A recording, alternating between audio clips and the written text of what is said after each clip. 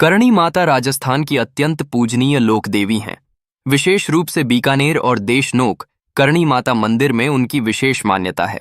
उनके जीवन से जुड़ी कथाएं लोक परंपराओं और भक्ति ग्रंथों पर आधारित हैं।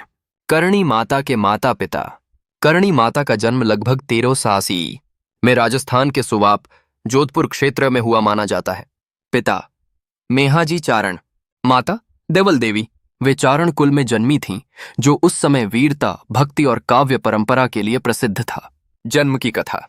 लोक कथाओं के अनुसार मेहाजी और देवल देवी संतान प्राप्ति के लिए बहुत समय तक प्रार्थना करते रहे।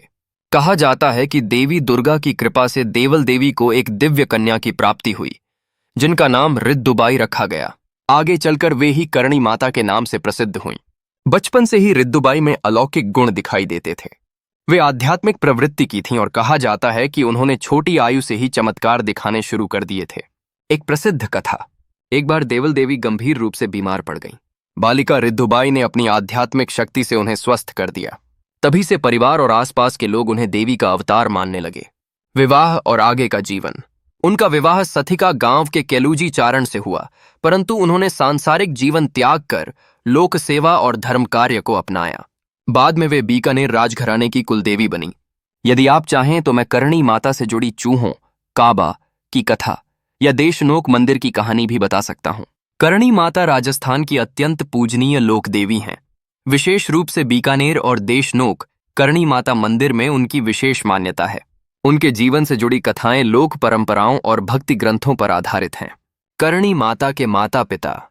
करणी माता का जन्म लगभग 1380 में राजस्थान के सुवाप जोधपुर क्षेत्र में हुआ माना जाता है। पिता मेहाजी चारण, माता देवल देवी। वे चारण कुल में जन्मी थीं, जो उस समय वीरता, भक्ति और काव्य परंपरा के लिए प्रसिद्ध था। जन्म की कथा। लोक कथाओं के अनुसार मेहाजी और देवल देवी संतान प्राप्ति के लिए बहुत समय तक प्रार्थना करते रहे। कहा जाता है कि देवी दुर्गा की कृपा से देवल देवी को एक दिव्य कन्या की प्राप्ति हुई, जिनका नाम रिद्दुबाई रखा गया। आगे चलकर वे ही करणी माता के नाम से प्रसिद्ध हुईं। बचपन से ही रिद्दुबाई में अलौकिक गुण दिखाई देते थे। वे आध्यात्मिक प्रवृत्ति की थीं और कहा जाता है कि उन्होंने छोटी आयु से ही चमत्कार दिखाने शुरू कर दिए थे। एक प्रसिद्ध कथा। एक बार देवल देवी गंभीर रूप से बीमार पड़ गईं। बालिका रिद्दुबाई ने अपनी आध्यात्मिक शक्ति से उन्हें स्वस्थ कर दिया। तभी से परिवार और आसपास के लोग उन्हें देवी का अवतार मानने लगे। विवाह और आगे का जीवन। उनका विवाह सथिका गांव के केलूजी चारण से हुआ, परंतु उन्होंने सांसारिक जीवन त्याग कर लोक सेवा और धर्म कार्य को अपनाया। बाद में वे बीकानेर राजघराने की कुलदेवी बनी। यदि आप चाहें तो मैं करणी माता से जुड़ी चूहों, काबा की कथा या देशनोक मंदिर की कहानी भी बता सकता हूं।